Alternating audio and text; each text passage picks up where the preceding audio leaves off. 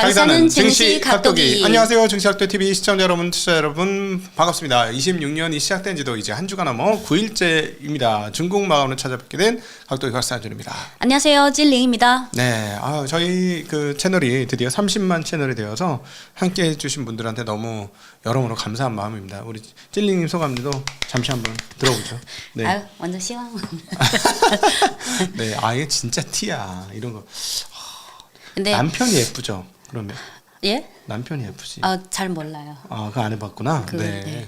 요즘에 30만이 예, 단순하게 경제 주식 위주인 채널이 30만에 도달하기까지 사실 쉽지 않은데 예, 다른 구독자 많은 채널은 거의 중소기업급으로 많은 사람들이 운영하는데 너무 축하드리고요. 그리고 30만이 결과물이 아니라 이제 새로운 출발. 이제부터 진짜 시작이라고 생각해요. 감사합니다. 아마 주례사를 듣는 것 같았어요. 네, 자 오늘 중국 시장 매우 뜨거웠다는 뉴스가 있습니다. 네. 오늘 또 괜찮은 분위기 속에서 상승 마감했는데요. 상해종합지수 0.92% 상승, 심천 1.05% 상승, 항생지수 한국신호고 4시 기준 0.31% 상승, 항생테크지수 0.27%. 그래서 본토 증시는 한 1% 정도 상승했고, 홍콩 증시는 강보합권. 오늘 긍정적인 경제 지표나 산업 관련해서 좀 긍정적인 재료가 좀 많았는데요.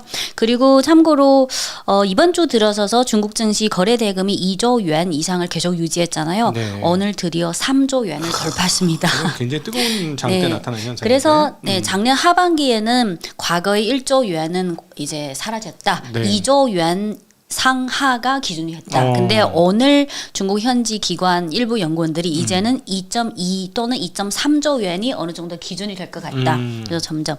그리고 환율은 어제랑 비슷하게 어제가 6.98이고 오늘은 마찬가지로 6.98. 네. 그래서 지난주까지는 계속해서 외환화 강세가 계속 이어지는 이번 주 들어서 좀 진정되는 모습입니다.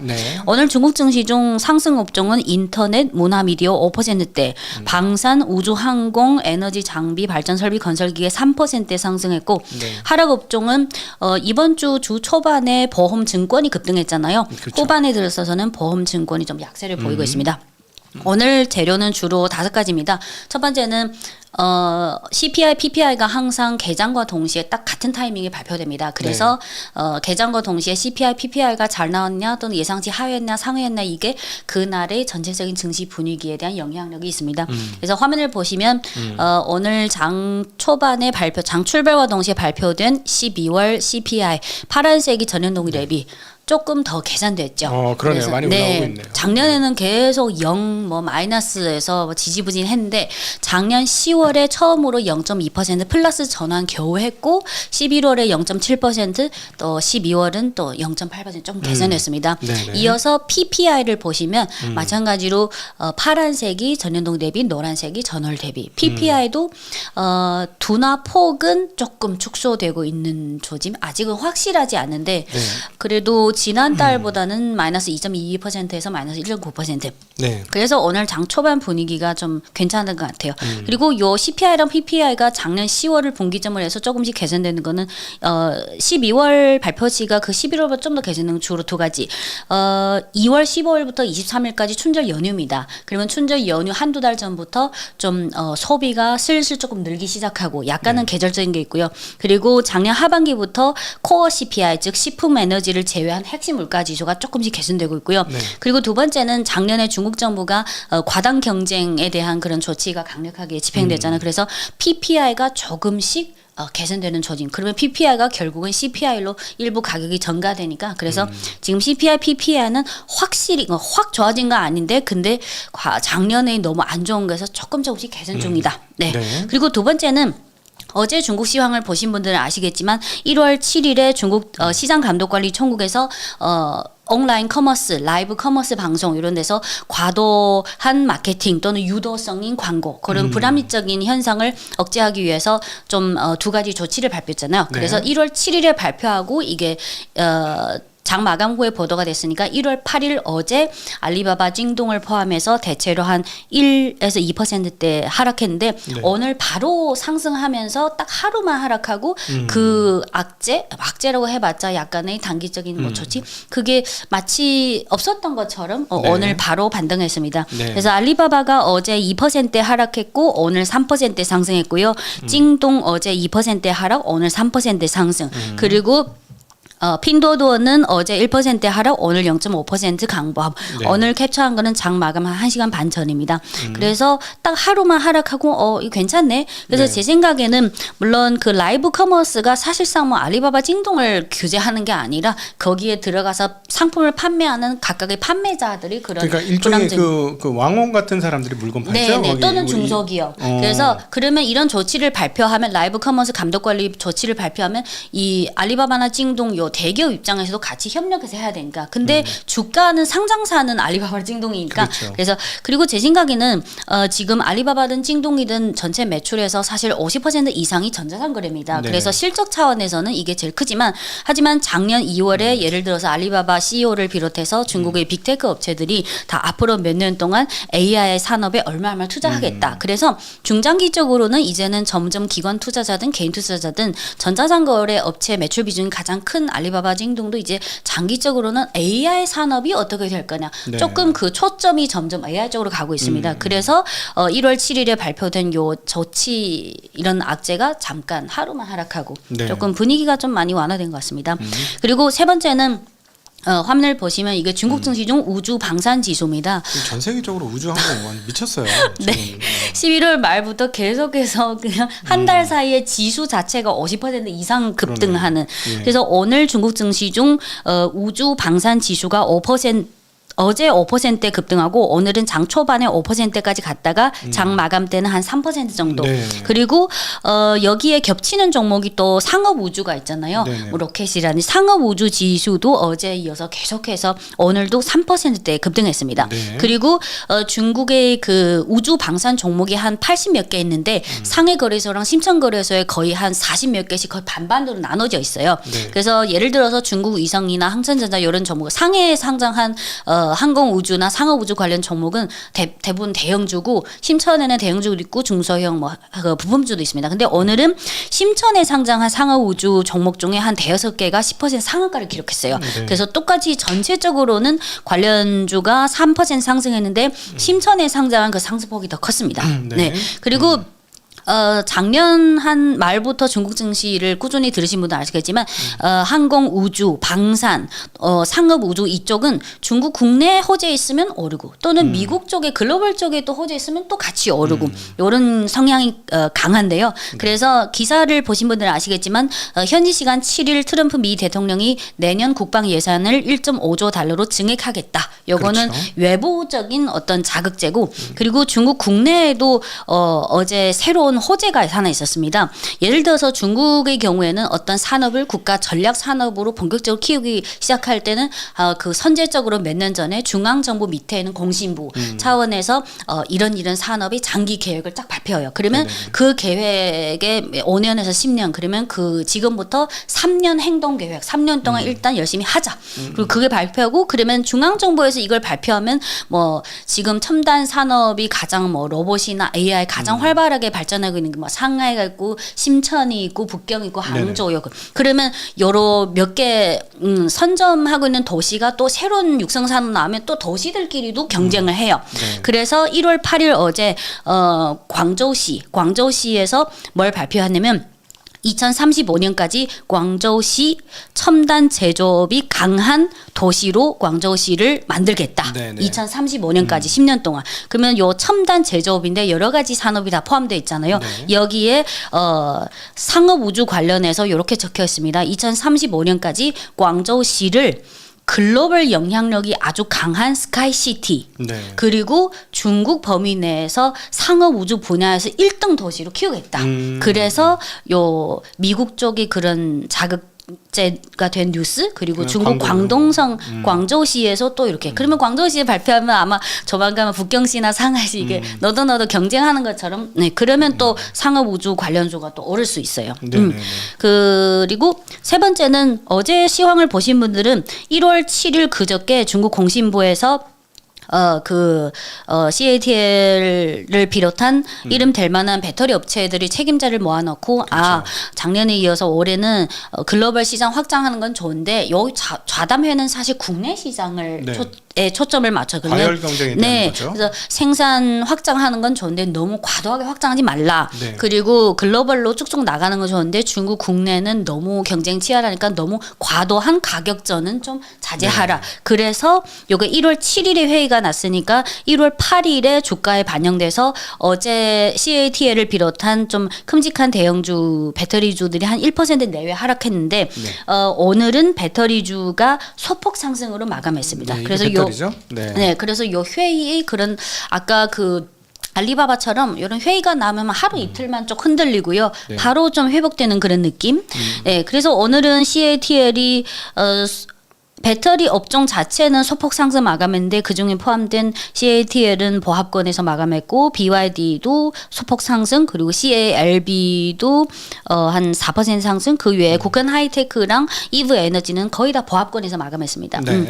그리고 다섯 번째는 어제 마찬가지로 어제 중국 시황을 보신 분들은 이제 연말 연시다 보니까 정부 차원에서 각 부처별로 분야별로 또 좌담회나 어떤 업무 지시를 하는 회의를 열어서 올해는 이렇게 기조로 갑시다. 그런 게 있잖아요. 그래서 배터리 회의는 1월 7일에 좌담회가 열렸고 바로 다음날 1월 8일 어제는 시장감독관리총국에서 태양광 관련해서 또 좌담회를 가졌는데 작년 하반기 연말쯤에 중국 시황 보신 분들은 아마 기억이 있으시겠지만 통웨이 그 폴리실리콘 대기업들 6개 대기업이 같이 담합해서 우리 어떻게 좀 해보자. 근데 아직은 그게 쉽지 않잖아요. 여러 가지 이익이 달라서. 그런데 요거랑 관련해서 시장감독관리총국에서 6개 폴리실리콘 대기업 그럼 6개면 예를 들어 통웨이 그리고 GCLDQ 이런 이름 될 만한 요런 책임자 6개의 대기업이랑 중국 태양광 산업협회 책임자를 모아서 좀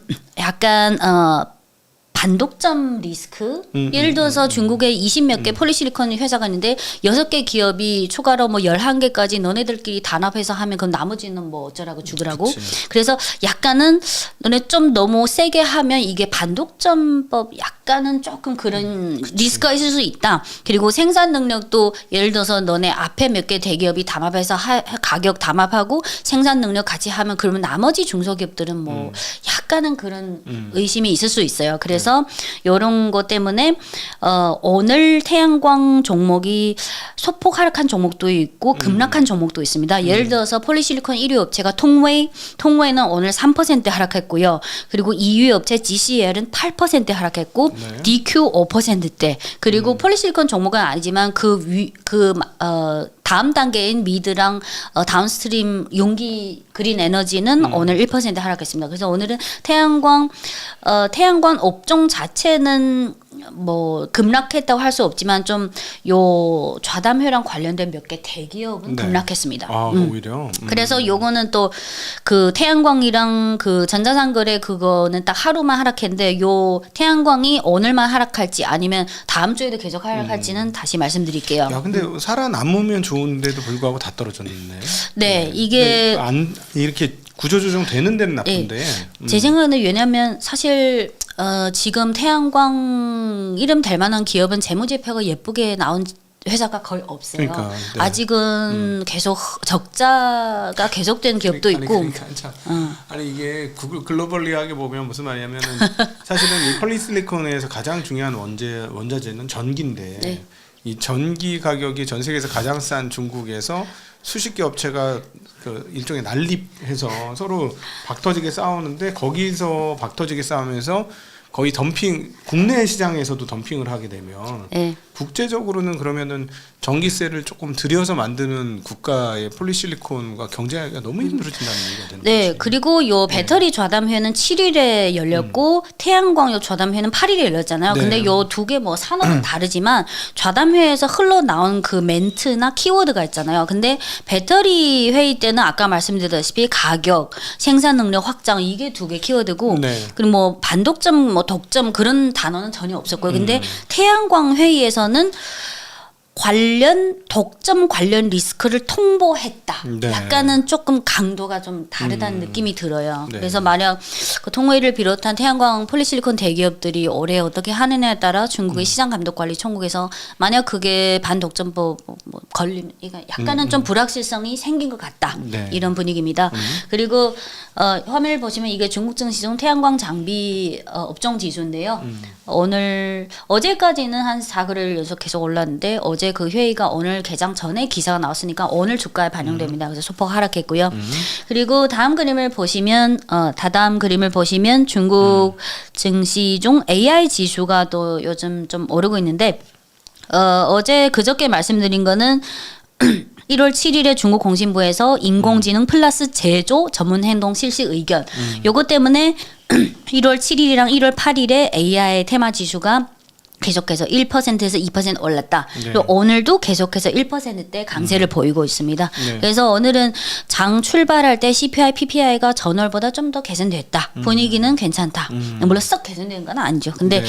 어쨌든 개선 중이니까. 그리고 어제 하락했던 뭐 전자상거래 알리바바나 또는 배터리가 좀 회복하는 분위기. 그리고 태양광은 다음 주에도 봐야 되고요. 근데 오늘 중국 증시 중 상승폭이 가장 큰 게 아무래도 상업 우주, 네. 방산 이쪽. 네. 네.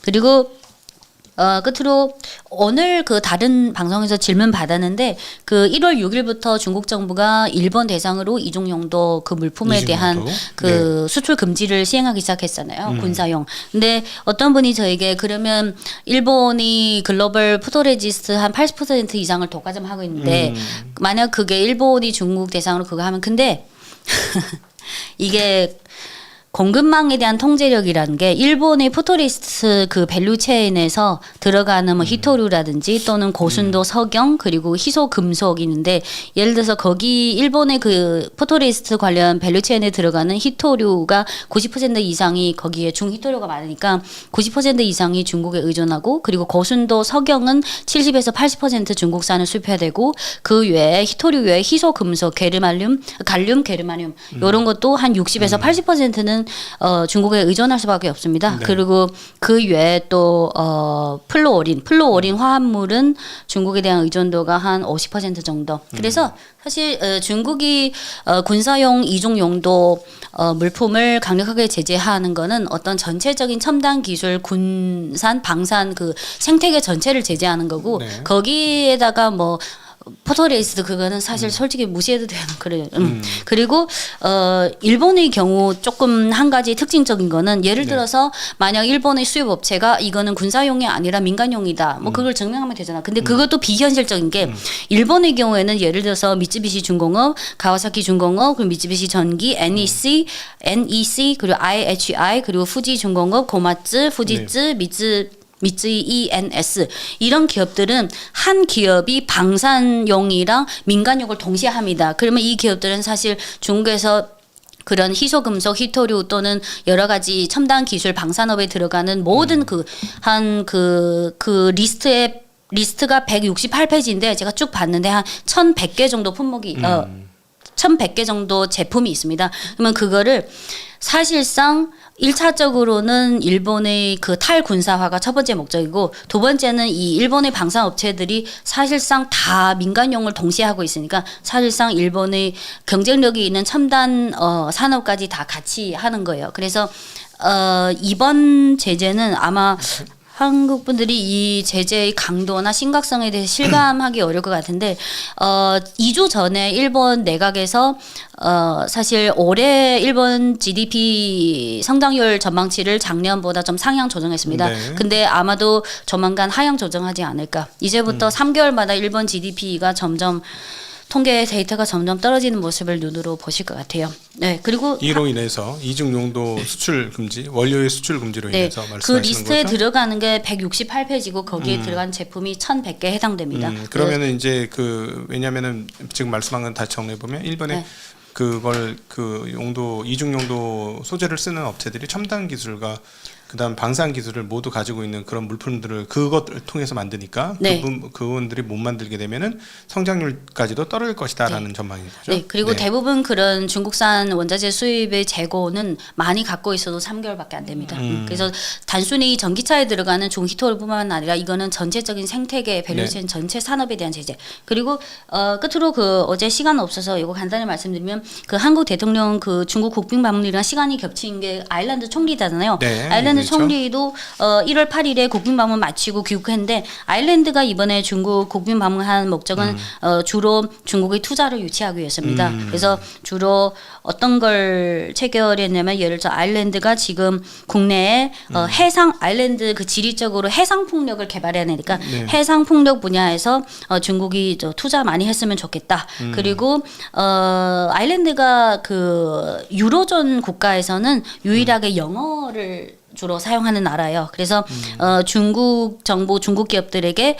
아일랜드를 통해서 유로 EU 시장을 개척하는 어떤 중간 지점이 되주기를 바란다. 사실 제가 쭉 MOU나 그런 내용을 다 보니까 결국은 그리고 아일랜드가 또 농업이나 음식료 쪽 그래서 중국이 아일랜드산 농업 쪽을 좀 수입 많이 하세요. 그리고 뭐 유제품도 유명하고 바이오 그리고 풍력 발전 관련 중국 쪽의 투자를 유치하기 그게 좀 컸던 것 같아요. 네. 네. 그리고 다음 주에는 1월 13일부터 17일까지 캐나다 총리가 중국 방문할 예정인데 방문한 거 아니에요? 지금?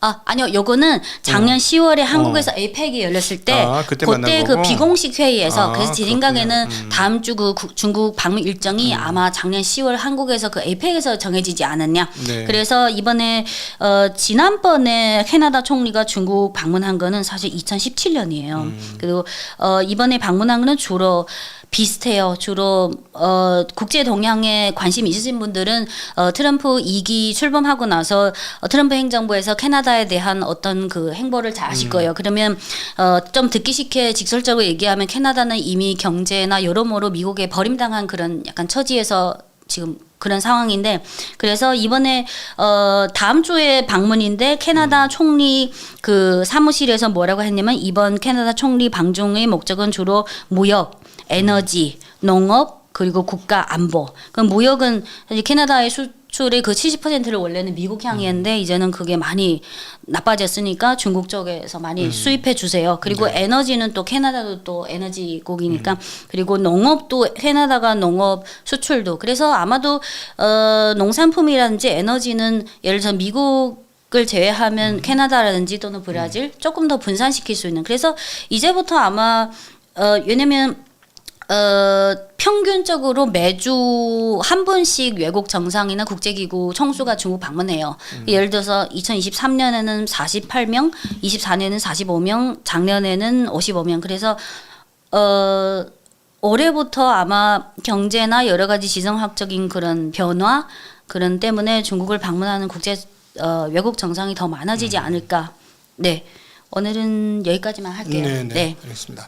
자, 그 이제 국제 정세가 이제 많이 바뀌었습니다. 미국은 딱 자기네 위아래 아메리카 대륙 중심으로 미주 중심으로 지금 넘어가고 있는 거라서 관심. 자, 아시아가 과연 앞으로 어떻게 돌아가게 될지 관심이 많은데요. 자, 중요한 그런 흐름들도 중간중간에 이렇게 한번 짚어보도록 하겠습니다. 오늘 함께해 주신 모든 분들께 진심으로 감사드리고요. 행복한 주말 되시길 빌겠습니다. 인사드립니다. 짜증. 안녕.